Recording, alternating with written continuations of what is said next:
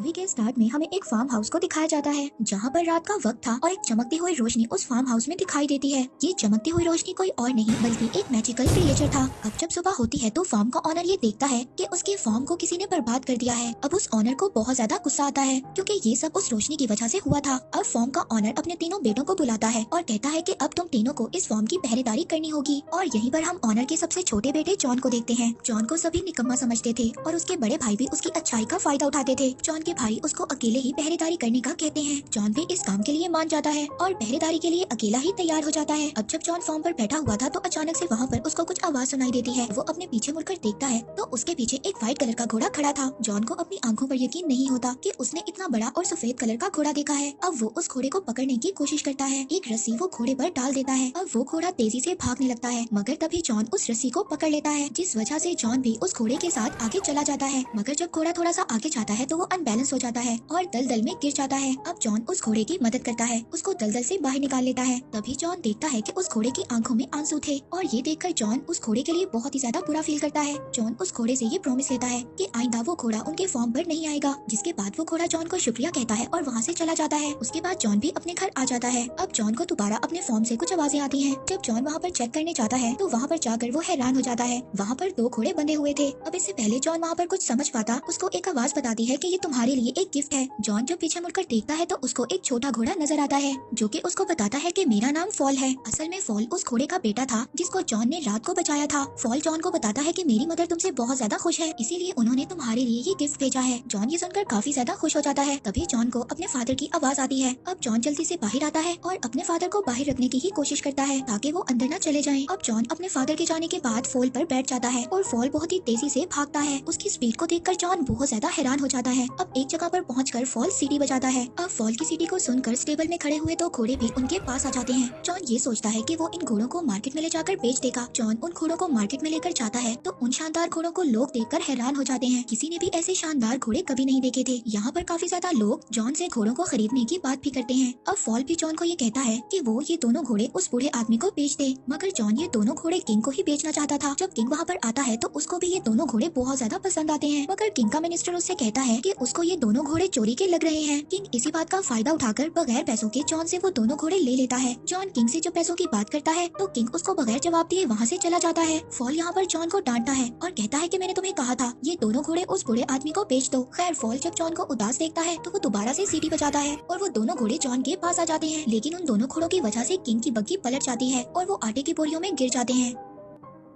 अब किंग को इस बात से बहुत ज्यादा गुस्सा तो आता है, मगर किंग चैम्बर की वजह से कुछ भी नहीं कहता और वो जॉन से इन घोड़ों की कीमत लगाने का कहता है। जॉन उन घोड़ों की बहुत ही ज्यादा कीमत लगाता है, जिस पर किंग के लोग उसको सजेस्ट करते हैं कि वो जॉन को अपने पास ही काम करने के लिए रख ले, क्योंकि जब जॉन यहाँ पर रहेगा तो किंग अपनी बेइज्जती का बदला भी ले सकते हैं। जॉन भी उनकी बात को एक्सेप्ट कर लेता है और वहाँ पर रहकर किंग के कामों को करने लगता है। अब किंग का असिस्टेंट किंग से कहता है क्यों ना हम जॉन से एक फिनिक्स बर्ड को बुलवाएं। वो एक फायर बर्ड था और उसको लाना बहुत ज्यादा मुश्किल था। अब किंग का असिस्टेंट ये कहता है कि उसको लाना बहुत मुश्किल है और जॉन उसको कभी भी ला नहीं सकेगा और तभी आप जॉन को मौत की सजा सुना देना। अब किंग को अपने असिस्टेंट का आइडिया बहुत अच्छा लगता है। किंग अब ये सब जॉन से कहता है। जॉन भी इस बात के लिए तैयार हो जाता है। अब फॉल को जब ये बात पता चलती है तो वो जॉन से कहता है कि ऐसा करना बहुत ही ज्यादा खतरनाक है, क्योंकि जिसने भी ऐसा किया है और जो भी उस बर्ड की तलाश में गया है कभी भी वापस नहीं आया। मगर जॉन ने ये चैलेंज एक्सेप्ट कर लिया था, इसलिए वो पीछे नहीं हट रहा था। अब फॉल को भी जॉन की मदद करना थी, इसीलिए अब वो जॉन को एक जंगल में ले जाता है जहाँ पर वो उसको एक ड्रीम नट दिखाता है। वो जॉन को बताता है कि ये फायर बर्ड के स्पेशल नट्स हैं और वो इनको बहुत ज्यादा पसंद करता है, मगर ये नट्स ऐसे हैं जैसे ही वो फायर बर्ड इनको खाएगा वो गहरी नींद में सो जाएगा, जिसके बाद हम उसको आसानी से पकड़ लेंगे। जिसके बाद अब ये दोनों उस जगह पर पहुंच जाते हैं जहाँ पर फायर बर्ड रहता था। फॉल उसको ये भी बताता है कि फायर बर्ड जमीन के नीचे रहता है। अब वो उस जगह पर कुछ नट्स को फेंक देते हैं और उस फायर बर्ड के बाहर आने का वेट करते हैं। अब जैसे ही वो फायर बर्ड नट्स की खुशबू सूंघता है तो वो जमीन से बाहर आ जाता है। अब वो फायर बर्ड मजे से उन नट्स को खा लेता है, जिसके बाद वो बेहोश हो जाता है। अब जैसे ही जॉन उस फायर बर्ड को पकड़ने जाता है तो वो दोबारा से जिंदा हो जाता है। अब वो फायर बर्ड जॉन के पीछे पड़ जाता है। वो उनको पकड़ने के लिए जॉन और फॉल के पीछे भागता है, जिसकी वजह से पूरे आइलैंड पर आग लग जाती है। उस फायर बर्ड ने जॉन और फॉल को पकड़ लिया था, जिसके बाद जॉन अपने पास आखिरी नट पड़ा हुआ उसकी तरफ फेंक देता है। जैसे ही वो फायर बर्ड उस नट को खाता है वो बेहोश हो जाता है। अगली सुबह जब वो जागता है तो उसको पता चलता है कि उन लोगों ने उसको चैन में कैद कर लिया था। जब जॉन उस फायर बर्ड की तरफ देखता है तो वो ये देखता है कि उसकी आंखों में आंसू थे। ये देखकर जॉन को बहुत ज्यादा बुरा फील होता है, जिसकी वजह से वो उस फायर बर्ड को आजाद कर देता है। जैसे ही वो फायर बर्ड आजाद होता है वो अपने पंख फैलाकर वहाँ से उड़ जाता है और जाते हुए हुए वो अपना एक पंख जॉन को दे देता है और वो पंख हीट की वजह से ग्लो कर रहा था।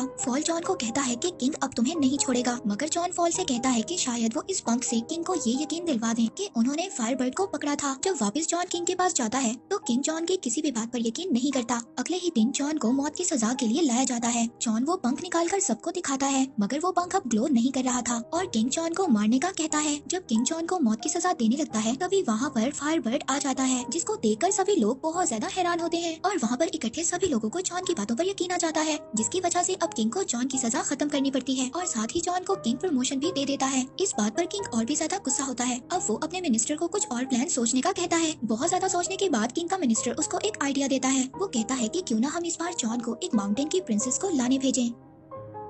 पहले तो जॉन इस बात पर कामयाब नहीं होगा और अगर वो ऐसा कर लेता है तो इसमें आपका ही फायदा है। आप उस प्रिंसेस से शादी कर लेना, दोनों ही तरफ में आपका फायदा है। किंग को ये आइडिया बहुत ही ज्यादा पसंद आता है और वो जॉन को इस मिशन पर भेज देता है। अब जॉन उस सार माउंटेन पर पहुंच जाता है जहाँ पर वो प्रिंसेस रहती थी। वो देखता है कि माउंटेन पर कैसल के अंदर जाने का रास्ता एक बहुत ही मोटी बर्फ से बना हुआ है, जिसको तोड़ना बहुत ही ज्यादा मुश्किल था। तभी अचानक से वहाँ पर फायरबर्ड का एक पंख उड़कर आता है और उस बर्फ की दीवार में लग जाता है, जिससे वो दीवार टूट जाती है, जिससे वहाँ पर एक पानी का सैलाब आ जाता है। फॉल उसमें बहकर नीचे गिर जाता है और एक स्नोबॉल की तरह माउंटेन से नीचे गिर जाता है। जॉन अब कैसल के अंदर जाता है। उसको वहाँ पर बहुत ज्यादा लड़कियाँ नजर आती हैं और वो सभी लड़कियाँ सो रही थी। अब उनमें से असल प्रिंसेस कौन सी थी ये जानना बहुत ही ज्यादा मुश्किल था, लेकिन उस फायरबर्ड का एक पंख आकर एक लड़की के पास गिर जाता है, जिससे कि जॉन ये बात समझ आता है कि वही लड़की प्रिंसेस है। जॉन उस लड़की की खूबसूरती को देखकर हैरान हो जाता है और उसको बताता है कि उसके किंग उससे शादी करना चाहते हैं, मगर वो लड़की जॉन से कहती है कि अगर तुम्हारे किंग इतने ही ज्यादा बहादुर होते तो वो मुझे यहाँ पर खुद लेने आते। और वो ये कहकर वो प्रिंसेस पहाड़ से नीचे कूद जाती है। जॉन भी अपनी जान की परवाह नहीं करता और उस प्रिंसेस के पीछे कूद जाता है। अब फॉल उन दोनों को वहाँ पर बचा लेता है और दोनों को अपने ऊपर बिठाकर आराम से नीचे ले आता है। फॉल जॉन को देखकर ये समझ गया था कि जॉन प्रिंसेस को पसंद करने लगा है।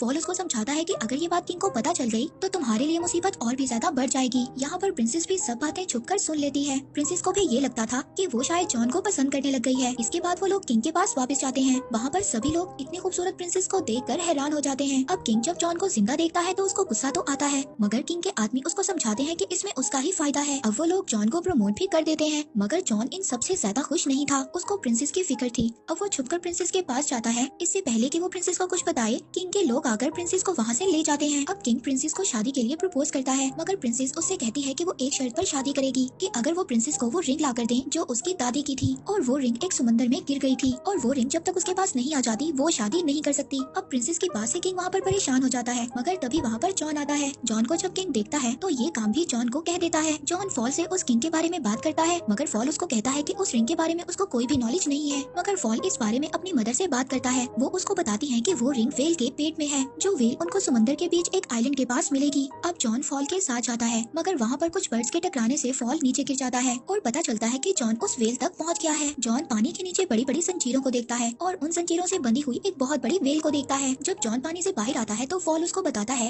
ये पूरा आइलैंड ही असल में वो वेल है, जिसके बारे में फॉल की मदर ने उसको बताया था। जॉन वेल से पूछता है कि ऐसा उसके साथ किसने किया। वेल जॉन को बताती है कि उसने गलती से कुछ शिप्स को निगल लिया था, इसीलिए वहाँ पर बाकी सेलर्स ने उस वेल को यहाँ पर कैद कर दिया। मगर अब ये वेल अपनी गलती को सुधारना चाहती है। जॉन को उस वेल के लिए बहुत ज्यादा बुरा लगता है। अब जॉन को एक आइडिया आता है। वो ये सोचता है कि अगर वो इस वेल को छींक दिलवा दे तो वो इसके अंदर से शिप्स को निकाल सकता है, और अपने प्लान के अकॉर्डिंग वो उस वेल की नाक में चले जाते हैं और उसकी नाक को टिकल करने लगते हैं।